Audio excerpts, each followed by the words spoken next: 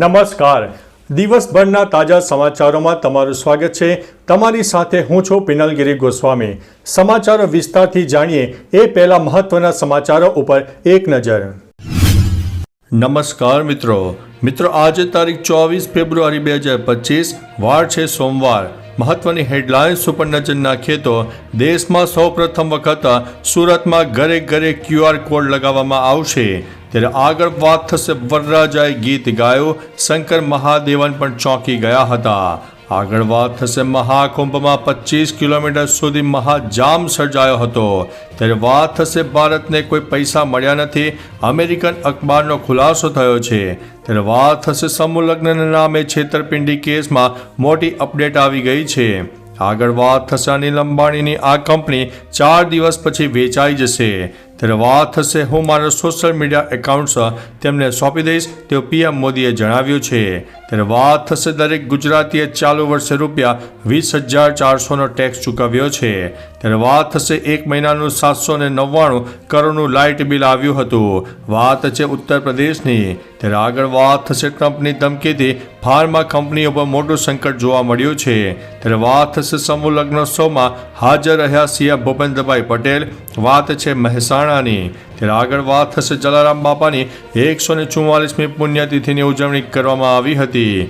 આગળ વાત થશે અમદાવાદના રસ્તાઓ થયા છે સુમસામ. ત્યારે આગળ વાત થશે શિવરાત્રિના મેળામાં પહેલા દિવસે શ્રદ્ધાળુઓ થાક્યા હતા. ત્યારે આગળ વાત થશે સેન્ટ્રલ જેલમાં બંધ કેદીઓને બોર્ડની પરીક્ષાનો ઉત્સાહ જોવા મળ્યો છે. ત્યારે વાત થશે અંબાલાલ પટેલની સૌથી મોટી અને અગત્યની આગાહી સામે આવી ગઈ છે. હવે મિત્રો સમાચારો વિસ્તારથી. હવામાન નિષ્ણાત અંબાલાલ પટેલે ફરી એકવાર આગાહી કરી છે. તેઓએ આગાહી કરતા જણાવ્યું છે કે રાજ્યમાં કમોસમી વરસાદ થઈ શકે છે. ફેબ્રુઆરીના અંતમાં અને માર્ચના બીજા સપ્તાહમાં માવઠાની આગાહી કરવામાં આવી છે. 2 વખત વરસાદી વાતાવરણ સર્જાવાની શક્યતા રહેશે, જેના પગલે અનેક વિસ્તારોમાં માવઠું થઈ શકે છે. આ આગાહીને લઈને ખેડૂતોમાં ફરી એકવાર ચિંતાનો માહોલ પણ જોવા મળી રહ્યો છે. મિત્રો અન્ય મહત્વના સમાચારની વાત કરીએ તો સેન્ટ્રલ જેલમાં બંધ કેદીઓને બોર્ડની પરીક્ષાનો ઉત્સાહ. ચાલુ વર્ષે બોર્ડની પરીક્ષામાં ધોરણ 10માં 4 અને ધોરણ 12માં 4 વિદ્યાર્થીઓ જેલમાંથી પરીક્ષા આપશે. જેલ સત્તાધીશોના જણાવ્યા પ્રમાણે વ્યક્તિના વિકાસ માટે વાતાવરણ મહત્વનું છે. જેલોમાં આ વાતાવરણ પૂરું પાડવામાં આવે છે. જ્યારે તે સમાજમાં જાય ત્યારે તેણે સમય બરબાદ કર્યો તેમ ન લાગે. આમ થવાથી જે બહાર નીકળ્યા બાદ સીધો સમાજમાં ભળી જાય છે. મિત્રો અન્ય મહત્વના સમાચારની વાત કરીએ તો શિવરાત્રિના મેળા પહેલા દિવસે જ શ્રદ્ધાળુઓ થાકી ગયા. મહાશિવરાત્રિના મેળામાં પ્રથમ દિવસે આરોગ્ય તંત્રના 10 હેલ્થ પોઈન્ટ પર 268 વ્યક્તિઓએ શરદીની સારવાર લીધી હતી. જ્યારે 448 વ્યક્તિઓને શરીરના દુખાવાની દવા આરોગ્ય સ્ટાફ દ્વારા આપવામાં આવી હતી. તળેટીમાં રાત્રે, સવારે અને બપોરે મિશ્ર ઋતુની અસર જોવા મળતી હોય છે. બપોરના અરસામાં વધારે પાણીની જરૂરિયાત રહે છે. તંત્ર દ્વારા પૂરતા પાણીની વ્યવસ્થા કરીને પાણીની ગુણવત્તા પણ ચકાસવામાં આવે છે. મિત્રો અન્ય મહત્વના સમાચારની વાત કરીએ તો અમદાવાદના રસ્તાઓ થયા છે સુમસાન. દુબઈમાં ભારત અને પાકિસ્તાનની મેચ રમાઈ હતી. ત્યારે મેચને લઈને લોકોમાં ભારે ઉત્સાહ જોવા મળ્યો. તો બીજી બાજુ અમદાવાદ શહેરના રસ્તાઓ પર લોકોની અવરજવર પણ ઘટી ગઈ હતી. લોકોના પોતાના પરિવાર સાથે ઘરમાં ભારત અને પાકિસ્તાનની મેચ જોઈ હતી. તો પોલીસ દ્વારા શહેરના ઘણા વિસ્તારોમાં પેટ્રોલિંગ પણ હાથ ધરવામાં આવ્યું હતું. મિત્રો અન્ય મહત્વના સમાચારની વાત કરીએ તો જલારામ બાપાની 144મી પુણ્યતિથિની ઉજવણી. હિંમતનગરના ડેમાઈ રોડ સ્થિત જલારામ મંદિરે જલારામ બાપાની 144મી પુણ્યતિથિનું આયોજન થઈ ગયું. આ ઉજવણીમાં સમૂહ આરતીનું પણ આયોજન કરવામાં આવ્યું હતું. સમૂહ આરતીમાં એક સાથે 50થી વધુ યજમાન અને તેમના પરિવારજનોએ આરતી ઉતારી હતી. આરતી બાદ સૌ ભક્તો માટે મહાપ્રસાદનું વિતરણ કરવામાં આવ્યું હતું. મંદિર પરિસરમાં એક નવું આધુનિક વીરબાઈમાં ભોજનાલય નિર્માણાધીન થયું છે.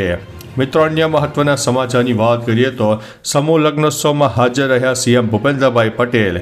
મહેસાણા જિલ્લાના કડી તાલુકાના નારોલા ખાતે ચાવડા, ડાભી અને રાઠોડ રાજપૂત સમાજ દ્વારા સમૂહ લગ્નનું આયોજન થયું, જેમાં સીએમ ભૂપેન્દ્રભાઈ પટેલ પણ હાજર રહ્યા હતા. અહીં તેમણે નવ દંપતીઓને શુભકામના અને આ આયોજન સાથે જોડાયેલા સૌને અભિનંદન પાઠવ્યા હતા. સીએમએ કહ્યું છે કે રાજપૂત સમાજની વૈભવી સંસ્કૃતિ રહી છે. સમાજ સામાજિક એકતા, સંપ અને સહયોગથી આવા આયોજનોમાં ઉત્તરોત્તર સફળતા મેળવે છે. મિત્રો, અન્ય મહત્વના સમાચારની વાત કરીએ તો ટ્રમ્પની ધમકીથી ફાર્મા કંપની ઉપર સંકટ. અમેરિકાના રાષ્ટ્રપતિ ડોનાલ્ડ ટ્રમ્પે ફાર્મા કંપનીઓને ઉત્પાદન યુનિટ અમેરિકામાં શિફ્ટ કરવાની સલાહ આપી છે. નહીંતર ઊંચા ટેરિફનો સામનો કરવા તૈયાર રહેવું પડશે. ભારતની ફાર્મા નિકાસમાં 31% હિસ્સો અમેરિકાનો છે. 2023-24માં ભારતે $27.9 અબજ દવાઓ અમેરિકા મોકલી હતી. ટ્રમ્પની આ નીતિ ભારતીય કંપનીઓ માટે ખતરોના સંકેત આપી રહી છે, જેનાથી શેર બજારમાં પણ હલચલ મચી શકે છે. આવું થાય તો મોટું નુકસાન પણ થઈ શકે છે. મિત્રો, અન્ય મહત્વના સમાચારની વાત કરીએ તો એક મહિનામાં 799 કરોડનું લાઇટ બિલ આવ્યું છે. ઉત્તર પ્રદેશમાં વીજળી વિભાગના અજબ ગજબ કારનામું સામે આવ્યું છે. ઉત્તર પ્રદેશના આઝમગઢ જિલ્લામાં તાજેતરમાં એક કિસ્સો પ્રકાશમાં આવ્યો છે. અહીં વીજળી વિભાગે એક ગ્રાહકને એક મહિનાનું 799 કરોડનું બિલ આપ્યું છે. આટલું મોટું બિલ જોઈને તે માણસ ચોંકી ગયો. ગ્રાહકે આ અંગે વિભાગને ફરિયાદ કરી, પરંતુ બિલ હજુ સુધી સુધારવામાં આવ્યું નથી. મિત્રો, અન્ય મહત્વના સમાચારની વાત કરીએ તો દરેક ગુજરાતીએ ચાલુ વર્ષે ₹20,400નો ટેક્સ ચૂકવ્યો છે. ગુજરાત વિધાનસભામાં બજેટ સત્ર ચાલી રહ્યું હતું. આ વચ્ચે મળતી માહિતી પ્રમાણે દરેક ગુજરાતીએ ચાલુ વર્ષે ₹20,400નો ટેક્સ ચૂકવ્યો છે. હવે પછી આવનારા વર્ષોમાં દરેકે ₹21,890 ટેક્સ ભરવો પડશે. રાજ્યની આવકોમાં સ્ટેમ્પ ડ્યુટી, રજિસ્ટ્રેશન પેટે સૌથી વધુ આવક થઈ છે. સરકાર દ્વારા 11 કરવેરા થકી આગામી વર્ષ 2025-26માં ₹1,58,482 કરોડ વસૂલશે. મિત્રો, અન્ય મહત્વના સમાચારની વાત કરીએ તો હું મારા સોશિયલ મીડિયા એકાઉન્ટ તેમને સોંપી દઈશ તેવું પીએમ મોદીએ જણાવ્યું છે. પીએમ મોદીએ મન કી બાત કાર્યક્રમમાં કહ્યું હતું કે આ વખતે મહિલા દિવસે હું એક પહેલ કરવા જઈ રહ્યો છું, જે આપણી મહિલા શક્તિને સમર્પિત હશે. આ પ્રસંગે હું મારા એક્સ અને ઇન્સ્ટાગ્રામ એકાઉન્ટ્સ દેશની કેટલીક પ્રેરણાદાયી મહિલાઓને એક દિવસ માટે સોંપીશ, જેમણે વિવિધ ક્ષેત્રોમાં સફળતા પ્રાપ્ત કરી છે. 8 માર્ચે તે દેશવાસીઓ સાથે પોતાનું કામ અને અનુભવો શેર કરશે.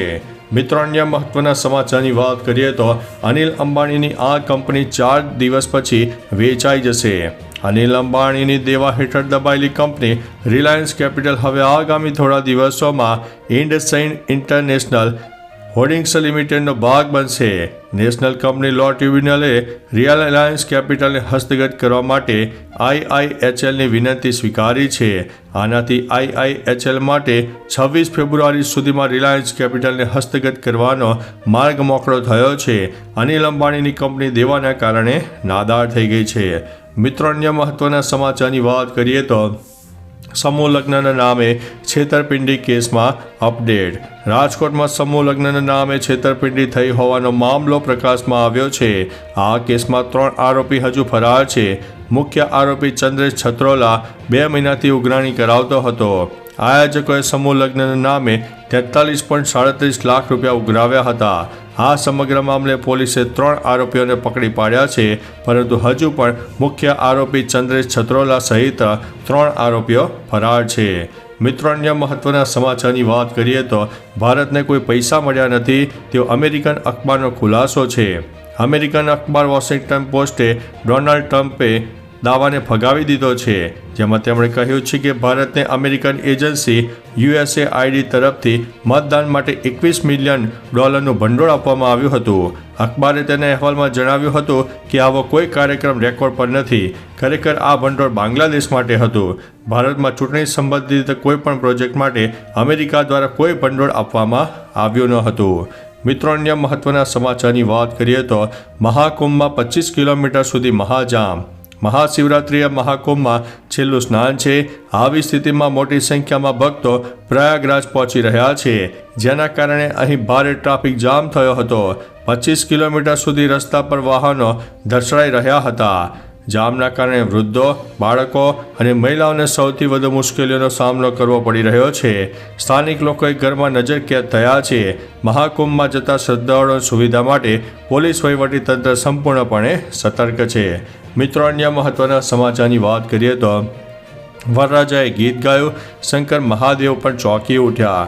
એક લગ્ન સમારંભમાં પહોંચેલા પ્રખ્યાત ગાયક શંકર મહાદેવે મજાકમાં વરરાજાને તેમનું પ્રખ્યાત ગીત બ્રેસલેસ ગાવાનું કહ્યું. વરરાજાએ ગાવાનું શરૂ કરતાં જ બધા આશ્ચર્યચકિત થઈ ગયા. વરરાજાનો અવાજ અને શૈલી એટલી અદ્ભુત હતી કે શંકર મહાદેવન પણ ચોંકી ગયા અને તેમને ગળાવે લગાવી દીધા. આ ખાસ ક્ષણ કેમેરામાં કેદ થઈ ગઈ હતી અને આ વિડીયો અત્યારે સોશિયલ મીડિયામાં વાયરલ પણ થઈ રહ્યો છે. મિત્રો, અન્ય મહત્વના સમાચારની વાત કરીએ તો દેશમાં સૌપ્રથમ સુરતમાં ઘરે ઘરે QR કોડ લાગશે. સુરત મહાનગરપાલિકા દેશમાં સૌપ્રથમવાર 19 લાખ ઘરોમાં QR કોડ લગાવશે, જેનાથી વાહકજન્ય રોગોનું રિયલ ટાઈમ મોનિટરિંગ શક્ય બનશે. મેન્યુઅલ ડેટા એન્ટ્રીની બદલે હવે મેલેરિયા અને ડેન્ગ્યુ જેવા રોગોની તાત્કાલિક માહિતી મળશે અને ઝડપી પગલાં લઈ શકાશે. મહાનગરપાલિકાએ આ પ્રોજેક્ટની જાહેરાત બજેટમાં પણ કરી છે. ભવિષ્યમાં QR કોડ દ્વારા અન્ય રોગોની માહિતી પણ એકત્ર કરવાનું આયોજન છે. તો ચાલો મિત્રો, ફરીથી દેશ અને દુનિયાના સુપરફાસ્ટ સમાચાર લઈને મળતા રહીશું. ત્યાં સુધી અમને રજા આપશો. નમસ્તે.